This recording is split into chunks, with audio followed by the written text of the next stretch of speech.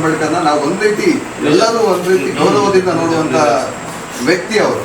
ಆ ಪುತ್ಥಳಿಗೆ ಏನಾದ್ರು ಅಥವಾ ಬೋರ್ಡ್ಗೆ ಏನಾದ್ರು ಟಚ್ ಆದ್ರೆ ಅವ್ರು ಮಾಡಿದಂತ ಅಪಮಾನ ಒಂದು. ಎರಡನೇದಾಗಿ ಅಲ್ಲಿ ಹಸುಗಳು ದನಗಳು ಎಮ್ಮೆಗಳು ಹಳ್ಳಿ ಅಂದ್ಮೇಲೆ ಎಲ್ಲ ಬರ್ತವೆ, ಅಲ್ಲೇನೋ ಸಗಣಿ ಆಗ್ತು ಗಂಜಲ ಆಗ್ತು ಅವ್ರು ಮಾಡಿದಂಥ ಅಪಮಾನ. ಹಾಗಾಗಿ ನಾನು ಅದನ್ನ ಸೂಕ್ಷ್ಮವಾಗಿ ಬೇರೆಯವ್ರಿಗೆ ಯಾರಿಗೂ ಒಬ್ರಿಗೆ ಹೇಳಿದೆ, XYZ ಹೇಳಿದೆ, ನೀವು ತಮಿಳು ಅಲ್ಲಿ ಬೇಡ, ಬೇರೆ ಎಲ್ಲರೂ ಮಾಡ್ಕೊಳ್ಳಿ, ಯಾಕಂದ್ರೆ ಅವ್ರು ಮಾಡುವಂಥ ಅಪಮಾನ ಅದು ಅನ್ನೋ ಪ್ರತಿಷ್ಠೆಗೆ ಹೋಗ್ಬೇಡಿ, ಅದನ್ನ ಅಪಮಾನ ಮಾಡ್ದಂಗೆ ಆಗ್ತದೆ, ಬೇರೆ ಎಲ್ಲರೂ ಮಾಡೋಣ, ಯಾಕಂದ್ರೆ ನಾನು ಬೇಕಾದ್ರೆ ಸಹಕಾರ ಕೊಡ್ತೀನಿ ಅಂತ. ಕೆಲವು ಗ್ರಾಮಸ್ಥರು ಲೀಡರ್ಗಳು ಸಹ ನಾವು ಸಹಕಾರ ಕೊಡ್ತೀವಿ ಸರ್, ಒಂದು ಒಳ್ಳೆ ಜಾಗದಲ್ಲೇ ಮಾಡೋಣ ಅನ್ನೋದ್ರಲ್ಲಿ ಅವರು ಹೇಳಿದ್ರು. ನಾನು ಇಬ್ಬರು ಕಾಂಪ್ರಮೈಸ್ ಮಾಡೋದು ಹೋಗಿದ್ದೆ. ಅಲ್ಲಿ ಯಾರೋ 2-3 ಜನ ಪ್ರತಿಷ್ಠೆ ಮಾಡಕ್ ಹೋದ್ರೆ ಆಗಲ್ಲ ಅಷ್ಟೇ. ಇಬ್ಬರು ಪ್ರತಿಷ್ಠೆ ಬೇಡ ಅಂತ ಅದಲ್ಲ, 2 ಅಡಿ ಕೊಡ್ಲಿ, ಅಲ್ಲಿ ಅಲ್ಲೇ ಕೊಡ್ಲಿ. ಈಗ ರಾಷ್ಟ್ರ ಧ್ವಜಕ್ಕೆ ಕಂಬಕ್ಕೆ ಅಲ್ಲಿ ಇದೆ ಪಕ್ಕದಲ್ಲೇ 2 ಅಡಿ ಬಿಟ್ಟಿದ್ದಾರೆ, ನಮ್ದಿಂದ ಮುಂದೆ ಯಾರ ಜಾಗ? ಸರ್ಕಾರದ್ದಲ್ವಾ ಸರ್? ಸಾರ್ವಜನಿಕರಿಗೆ ಇರುವಂತದ್ದು ಡೈನಿಂಗ್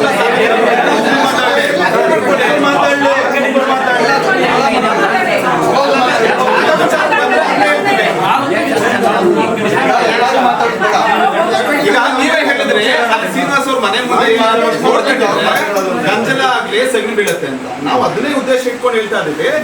ಬೋರ್ಡ್ ಕಟ್ಟಿದ್ರೆ ಬೀಳುತ್ತೆ ಅನ್ನೋ ಕಾರಣಕ್ಕೋಸ್ಕರ ನಾವು ಪುತ್ಥಳಿ ಮಾಡಿದೀವಿ. ಪುತ್ಥಳಿ ಏನ್ ಮಾಡಿದೀವಿ, ವಿಗ್ರಹ ಇಡ್ತೀವಿ ಅಷ್ಟೇ, ಅದ್ ಬಿಟ್ಟು ಇನ್ನೇನ್ ಮಾಡ್ತಾ ಇದೀವಿ? ಸಂಬಂಧಪಟ್ಟ ಪ್ರಾಧಿಕಾರ ತಗೊಳ್ಳಿ, ಮಾಡ್ತಾ ಇದಾರೆ ಇವ್ರು, ಬೇಡ ಬೇಡ ಅಂತ ಅದನ್ನ ಗ್ರಾಮಸ್ಥ ಮಾಡ್ತಾ ಇದಾರಲ್ವಾ? ಆಯ್ತು. ಈಗ ಆಡಳಿತ ಅಧಿಕಾರಿ ಇದ್ದಾರೆ, ನಾವು 50 ವರ್ಷದಿಂದ ಇದ್ದೀವಿ, ನಮಗೆ 2 ಜಾಗ ಇಲ್ಲ ಅಂದ್ರೆ ಬರ್ತಾರೆ ಅಣ್ಣ ತಮ್ಮ ಅಂತ ಕೇಳ್ತಾರೆ. ಅಥವಾ ಬೇರೆ ಬೇರೆ ವಿಚಾರಗಳು ಆಗ್ಬೋದು, ಗಲಾಟೆಗಳಾಗ್ತವೆ, ಕೆಲವು ಅಮಿಕಬಲಿ ಸೆಟ್ಲು ಆಗ್ತವೆ. ಹಂಗ್ ರಿಜಿಸ್ಟರ್ ಮಾಡ್ತಾ ಹೋದ್ರೆ ಊರ್ ಎತ್ತು ಉರಿತದೆ. ನನ್ನ ಒಂದು ಅನುಭವದಲ್ಲಿ ಹೇಳ್ತಾ ಇದೀನಿ. ಏನಾಗ್ತವೆ, ಊರಲ್ಲಿ ಒಂದು ಶಾಂತಿ ಆಗ್ಬೇಕು ಅಂದಾಗ ಆಯ್ತು ಬಿಡ್ರಿ, ಈಗ ನಮ್ಮೂರವರು ಈ ಬಗೆಹರಿಸ್ಕೋಣ ಅಂತೇಳಿ ಬಗೆಹರಿಸ್ಕೊಂಡಿದ್ದಾರೆ. ಕೆಲವು ಗಲಾಟೆಗಳನ್ನ ಈಗ ಬಗೆಹರಿಸ್ಕೊಳ್ತಾನೆ ಇದ್ದಾರೆ.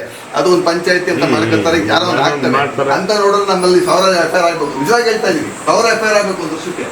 ಆದ್ರೂ ಸಹ ಕೆಲವು ನಾವೇ ಸೆಷನ್ ಮಾಡ್ತಾರೆ, ಕೆಲವು ಬಗೆಹರಿತವೆ.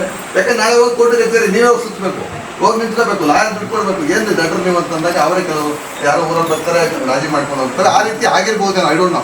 ಬಟ್ ನಾನು ಬಂದ್ಮೇಲೆ ನಿಮ್ಮೂರಲ್ಲಿ ಯಾವುದು ಕಂಪ್ಲೇಂಟ್ ಆಗಿಲ್ಲ ಅಂತ ನಾನು ಅವ್ರಿಗೂ ಹೇಳಿದೆ, ಅವ್ರಿಗೂ ಹೇಳಿದೆ. ಆಯ್ತಾ? ಒಂದು ವಿಚಾರ.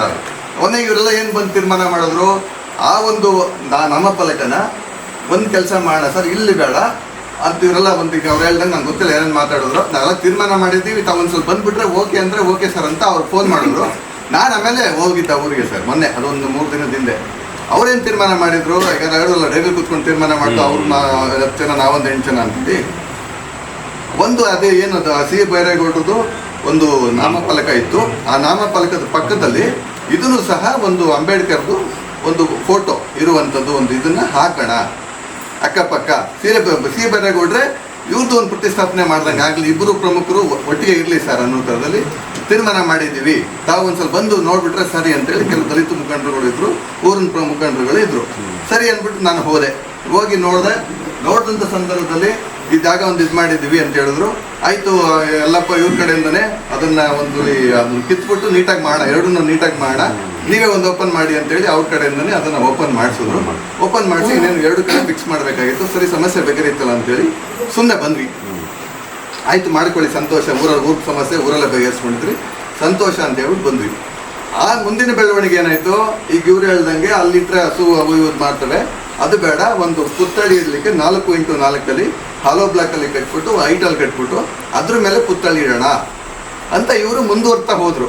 ಅಂದರೆ ಅವರು ಹೇಳಿದ್ದಂಥದ್ದು, ಕೆಲವು ಸ್ಥಳೀಯ ಲೀಡರ್ ಹೇಳಿದ್ದು ಅದು ಇದಾಗಲಿಲ್ಲ, ಬೇಡ ಅಂತೇಳಿ ಅವ್ರು ಇದು ಮಾಡ್ತಾ ಹೋದರು. ಅದಕ್ಕೇನು ಮಾಡಿದ್ರು, ನನಗೆ ಹಾಲು ಡೈರಿ ಕಡೆಯಿಂದ ಒಂದು ಕಂಪ್ಲೇಂಟ್ ಬಂತು. ಕಂಪ್ಲೇಂಟ್ ಅಂದರೆ ಒಂದು ಈ ರೀತಿ ನಮ್ಮ ಜಾಗದಲ್ಲಿ, ಅದು ನಮ್ಮ ಡೈರಿ ಜಾಗದಲ್ಲಿ 910 ಆಗಿದೆ, ನಮಗೆ ಹೆಸರು ಖಾತೆಗಳಾಗಿದೆ, ನಮ್ಮ ಜಾಗದಲ್ಲಿ ಈಗ ಪುತ್ಥಳಿ ನಿರ್ಮಾಣ ಮಾಡ್ತಿದ್ದಾರೆ.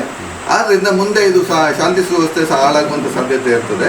ಆ ಒಂದು ಕಾರಣದಿಂದಾಗಿ ಇದನ್ನು ಕಾನೂನು ಸುವ್ಯವಸ್ಥೆ ದೃಷ್ಟಿಯಿಂದ ಇದನ್ನು ಸದ್ಯಕ್ಕೆ ನಿಲ್ಲಿಸಿ ಬೇರೆ ಜಾಗ ಅರೇಂಜ್ ಮಾಡಿರೋಂಥದ್ದಲ್ಲಿ ಕೊಟ್ಟರು. ಆಮೇಲೆ ನಾನೇನು ಮಾಡಿದೆ, ಇದು ಯಾಕೋ ಬಲಿತಾ ಹೋಗ್ತದೆ, ಇದು ಆಯಿತು, ಶಾಂತಿ ಸುವ್ಯವಸ್ಥೆ ಕಾಪಾಡೋ ದೃಷ್ಟಿ ನಮ್ಮ ಮೇಲಧಿಕಾರಿಗೆ ಹೇಳಿದೆ, ಅವ್ರ ನಿರ್ದೇಶನಂತೆ ಅವ್ರು ನೋಟಿಸ್ ಜಾರಿ ಮಾಡಕ್ಕೆ ಹೋದೆ, ಅದು ಬಿಡಿಯೋದು ಆಯ್ತಾ. ಇದು ಈಗ ಇಲ್ಲಿವರೆಗೆ ಬಂದು ನಿಂತಿದೆ.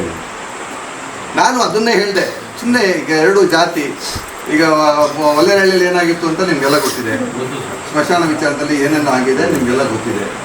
ಆ ರೀತಿ ಆಗೋದು ಬೇಡ. ಏನು ಪಕ್ಕದ ದೂರ ಅದು ಏನೋ ಕೂಗಲ್ ತೆಗೆಲ್ಲ ಜಾಯಿಂಟ್ ಆಗಿಬಿಟ್ಟಿದೆ ಹೆಚ್ಚು ಕಮ್ಮಿ. ಆ ರೀತಿ ಆಗೋದು ಬೇಡ ಅನ್ನೋ ಥರದಲ್ಲಿ ನಾವು 5 ದಿನದಿಂದ ಬೇರೆ ಕೆಲಸಗಳಿದ್ರು ಸಹ ನಿಮ್ಮೂರಲ್ಲಿ ಆದಷ್ಟು ಡೇ ಆ್ಯಂಡ್ ನೈಟು ಪೊಲೀಸ್ ಹಾಕಿ ಮಾಡ್ತಾ ಇರೋದು ಉದ್ದೇಶ. ಏನು ಕೇಸ್ ಮಾಡೋದು ದೊಡ್ಡದಲ್ಲ, ಕೇಸ್ ಮಾಡೋ ಸಮಸ್ಯೆ ಬಗೆಹರಿಯಲ್ಲ. ನೀವೊಂದು ಕೊಡ್ತೀರಿ, ಅವರೊಂದು ಕೊಡ್ತಾರೆ, ಬೆಳ್ಕೊಂಡು ಹೋಗ್ತದೆ, ದ್ವೇಷ ಬೆಳೀತಾ ಹೋಗ್ತದೆ ಕೇಸ್ ಮಾಡೋದ್ರಿಂದ. ನಾನು ಅವಾಗಿಂದ ಯಾಕೆ ಹೇಳ್ತಾ ಇದ್ದೀನಿ ಅಂತಂದರೆ, ದ್ವೇಷ ಬೆಳೀತಾ ಹೋದರೆ ಇದಕ್ಕೆ ಅಂತ್ಯ ಅನ್ನೋದಿಲ್ಲ. ಒಲೆರಳ್ಳಿಗೆ ಮರ್ಡರ್ ಆಯಿತು, ಜೈಲಿಗೆ ಹೋಗಿ ಬಂದರು, ಇನ್ನೂ ಕೇಸ್ ನಡೀತಿದೆ. ಎಷ್ಟು ವರ್ಷ ಆಯಿತು, ಇನ್ನೂ ಕೇಸ್ ನಡೀತಿದೆ. ಎಷ್ಟು ಖರ್ಚಾಗಿರ್ಬೋದು ನೀವು ಅನ್ಬೋದು, ಮಾನಸಿಕವಾಗಿ ಎಷ್ಟು ತೊಂದರೆ ಆಗ್ತದೆ ಗೊತ್ತಾ. ಅದು ಕೇಸ್ ಏನು ಬೇಡ, ಅಂಟಮ್ದ ರೀತಿ ಊರ ಸಮಸ್ಯೆ ಬಗೆಹರಿಸ್ಕೊಂಡು ಹೋಗಿ ಅನ್ನೋದ್ರಲ್ಲಿ ನಮ್ಮ ಒಂದು ಉದ್ದೇಶ ಇತ್ತು. ಈ ಹಂತಕ್ಕೆ ಶಾಂತಿ ಸಭೆವರೆಗೂ ಬಂದು ನಿಂತಿದೆ. ಈಗೇನು ಪರಿಹಾರ ಆಗಬೇಕು ಅದನ್ನು ನೋಡ್ಕೊಳ್ಳೋಣ. ಒಂದು ಎರಡನೇದಾಗಿ ನಮ್ಮ ಶ್ರೀಕಾಂತ್ ಅವರು ಹೇಳಿದ್ರು, ಎಷ್ಟು ನಮ್ಮ ಇದರಲ್ಲಿ ಪುತ್ಥಳಿಗಳಿದೆ ಅದಕ್ಕೆಲ್ಲ ಇದಿದೆಯಾ ಅಂತ ದಯಮಾಡಿ ತಪ್ಪಿಳಿಬಾರ್ದು. ಈಗ ಮೊನ್ನೆ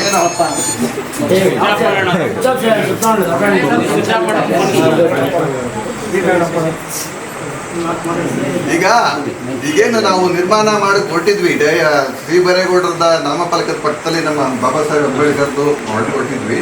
ಅದಕ್ಕೆ ಯಾವುದು ಅನುಮತಿ ಇರಲಿಲ್ಲ ಆಯ್ತಾ. ಒಂದು ಹಮ್ಮಿಕಬೆಲಲ್ಲಿ ಊರಲ್ಲಿ ಎಲ್ಲ ಪ್ರಮುಖರು ಒಪ್ಕೊಂಡಿದ್ರು, ಹೊಂದಾಣಿಕೆಯಲ್ಲಿ ಅಲ್ಲಿ ಆಗೋಕೆ ಹೋಗಿತ್ತು. ಅಲ್ಲಿಗೇನು ಅವಶ್ಯಕತೆ ಇರಲಿಲ್ಲ. ಅಲ್ಲಿ ಅವ್ರು ಬಾಲು ಅವ್ರು ಕೊಟ್ಟು ಹೋಗ್ತಿರ್ಲಿಲ್ಲ, ನನ್ನ ಕೊಟ್ಕೊ ಬರ್ತಿರ್ಲಿಲ್ಲ, ನೀವು ಬರ್ತಿರ್ಲಿಲ್ಲ. ಹಾಗಿದ್ರೆ ನೀವು ಬರ್ತಿರ್ಲಿಲ್ಲ, ಎಲ್ಲ ಅನ್ಯವಾಗಿರ್ತಿದ್ರು. ಬಾಲ್ ಯಾವಾಗ ಹೋಯ್ತು ಅವಾಗ ಕಾನೂನು ಬರ್ತದೆ. ಕಾನೂನು ಯಾವಾಗ ಬರ್ತದೆ ಹೇಳಿ, ಅವಾಗ ಬರ್ತದೆ. ಈಗ ಕಾನೂನು ಬೇಡ, ನಾವು ಇದ್ದದ್ದು ಹಮ್ಮಿಕಬೆಲ್ ಹೋಗೋಣ ಅಂದ್ರೆ ಆಗ್ತಿತ್ತಲ್ಲ. ಇಂಥ ಎಷ್ಟು ಆಗ್ತಿದ್ದಾವೆ ಎಲ್ಲಿ ಆಯಿತು. ಕೆಲವು ಕಡೆ ಎಲ್ಲ ಬಾಬಾ ಸಾಹೇಬ್ದು ಪುತ್ಥಳಿ ಮಾಡಿದ್ದಾರೆ, ಅಥವಾ ಇನ್ನೊಬ್ಬ ಯಾರೋ ಪ್ರಮುಖ ನಾಯಕರದ್ದು ಪುತ್ಥಳಿ ಮಾಡಿದ್ದಾರೆ. ಹೌದು, ಖಂಡಿತ ಎಲ್ಲದಕ್ಕೂ ಪರ್ಮಿಷನ್ ಇರಲ್ಲ. ನಾನೇ ಹೇಳ್ತಿದ್ದೀನಿ, ಆ ಇಲಾಖೆನಲ್ಲ ಪರ್ಮಿಷನ್ ಇರಲ್ಲ. ಕಾರಣ ಏನು, ಅದೆಲ್ಲೂ ಸಹ ಅದನ್ನ ನಿರ್ಮಾಣ ಮಾಡಲಿಕ್ಕೆ ಅಬ್ಜೆಕ್ಷನ್ ಬಂದಿಲ್ಲ. ಅದು ಅಂಥ ಸಂದರ್ಭದಲ್ಲಿ ಅಲ್ಲಿ ಅವಶ್ಯಕತೆ ಕೆಲವು ಟೈಮಲ್ಲಿ ಇರಲ್ಲ. ಯಾರು ಕೇಳಿದಾಗಷ್ಟೇ ಕೇಳ್ತಾ ಇದ್ದಾರೆ. ಒಂದು ಹಾಗಾಗಿ ಬೇಕಾಗಿದೆ ಅಂತೇಳಿ ಹೇಳ್ತಾ ಇದ್ದೀವಿ. ದಯಮಾಡಿ ಅರ್ಥ ಮಾಡ್ಕೊಳ್ಳಿ. ಇದು ಮತ್ತೆ ಮತ್ತೊಮ್ಮೆ ಎಲ್ಲ ಇಬ್ರಿಗೂ ಹೇಳ್ತಾ ಇದ್ದೀನಿ, ಪ್ರತಿಷ್ಠೆ ಬೇಡ.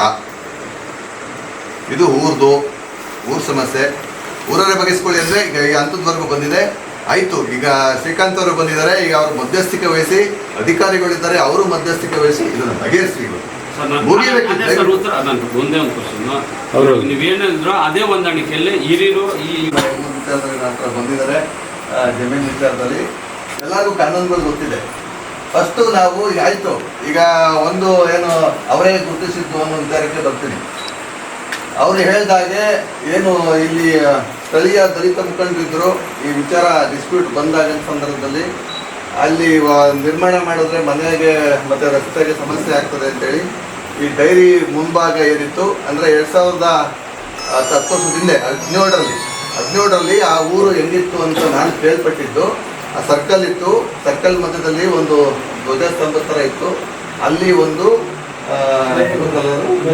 ಬೈರೇಗೌಡರದ್ದು ಒಂದು ನಾಮಫಲಕ ಇತ್ತು. ಮಾಜಿ ಕೃಷಿ ಸಚಿವರು ಮತ್ತು ಶಾಸಕರು ಶ್ರೀ ಬೈರೇಗೌಡ ಅಂತ ಒಂದು ನಾಮಫಲಕ ಇತ್ತು. ಆ ನಾಮಫಲಕನ ಮತ್ತು ಅದನ್ನ ಹಾಕಿದಾಗ ಬೇರೆ ಬೇರೆಯವರು ಸಹ ನಾವು ಇಲ್ಲಿ ಹಾಕ್ತೀವಿ ಅಂದಾಗ ಯಾವುದು ಬೇಡ, ಇಲ್ಲಿ ಕಾಂಟ್ಯಾಕ್ಟ್ ರಸ್ತೆ ಮಾಡ ಅಂತೇಳಿ ಅದನ್ನ ತೆಗೆದು ಆ ಒಂದು ನಾಮಫಲಕ ಏನಿತ್ತು ಆ ಡೈರಿ ಗೋಡೆಗೆ ಅದನ್ನ ಫಿಕ್ಸ್ ಮಾಡಿದ್ದಾರೆ. ಇದನ್ನು ಫಿಕ್ಸ್ ಮಾಡಿದ್ವಿ ಅಂದ್ರೆ ಆಯಿತು. ಕೊನೆಗೆ ಸ್ಥಳೀಯ ದಲಿತ ಮುಖಂಡರುಗಳು ಮತ್ತು ಊರಿನ ಕೆಲವು ಮುಖಂಡರುಗಳೆಲ್ಲ ಏನು ತೀರ್ಮಾನ ಮಾಡಿ ಆಯಿತು, ಅಂಬೇಡ್ಕರ್ ಪುತ್ಥಳಿ ಅಥವಾ ಅಂಬೇಡ್ಕರ್ದು ಬೋರ್ಡ್ ಅಂತ ಫಸ್ಟ್ ಹೋಗಿದ್ದು. ಪುತ್ಥಳಿ ನೋಡಿ, ಡಿಫ್ರೆನ್ಸ್ ತಿಳ್ಕೊಳ್ಳಿ ದಯವಿಟ್ಟು. ಪುತ್ಥಳಿ ಅಂದ್ರೆ ಬಾಬಾ ಸಾಹೇಬ್ ಅಂಬೇಡ್ಕರ್ದು ಒಂದು ಚಿತ್ರ, ಒಂದು ವಿಗ್ರಹ ಆಯ್ತಾ. ಇವ್ರು ಮಾಡೋಕೆ ಹೋಗಿದ್ದಂಥದ್ದು ಒಂದು ಬೋರ್ಡು, ಕರೆಕ್ಟ್ ಅಲ್ವಾ. ಫಸ್ಟ್ ಇವ್ರು ಮಾಡ್ಲಿಕ್ಕೆ ಹೋಗಿದ್ದಂಥದ್ದು ಬೋರ್ಡು, ಏನು ಶ್ರೀನಿವಾಸ್ ಮನೆ ಮುಂದೆ ಮಾಡ್ಲಿಕ್ಕೆ ಹೋಗಿದ್ದಂಥದ್ದು ಬೋರ್ಡು. ಕೊನೆಗೆ ಇಲ್ಲಿ ಬೇಡ ಅನ್ನೋದ್ರಲ್ಲಿ ಅವ್ರಂದ್ರೆ ಹೆಂಗಂದ್ರೆ ನಾನು ಅಂತೇಳಿ ಕೊನೆಗೆ ಡಿಸ್ಪ್ಯೂಟ್ ಬೇಡ ಅಂತೇಳಿ ಆಯಿತು. ನಿಮ್ಮ ಗ್ರಾಮದ್ದು ನಾನು ಬಂದು 1.5 ವರ್ಷ ಆಗಿದೆ ಇಲ್ಲಿಗೆ. ಇದನ್ನ ದೊಡ್ಡ ಮಾಡೋದು ಬೇಡ, ನಿಮ್ಮೂರಲ್ಲಿ ಆಗ್ತಿಲ್ಲ. ನಾನು ನಿಮಗೂ ಅಂತ ಹೇಳಿದೆ, ಕಂಪ್ಲೇಂಟ್ ಯಾವ ಬಂದಿಲ್ಲ. ಇವರೇನೋ ಹೇಳಿದ್ರು ಅಲ್ಲಿ ಹಿಂಗಾಯ್ತು ಅಂತ, ಬಟ್ ನನ್ನ ಹತ್ರ ಯಾವುದು ದೂರ ಬಂದಿಲ್ಲ. ಆ ಥರದವು ಯಾಕಂದ್ರೆ ನನ್ನ ಒಂದು 16 ವರ್ಷದ ಅನುಭವದಲ್ಲಿ ಸ್ವಿಚ್ ಆಫ್ ಮಾಡಿ ಅಂತ ಅವಾಗಿಂದ ಹೇಳ್ತಾ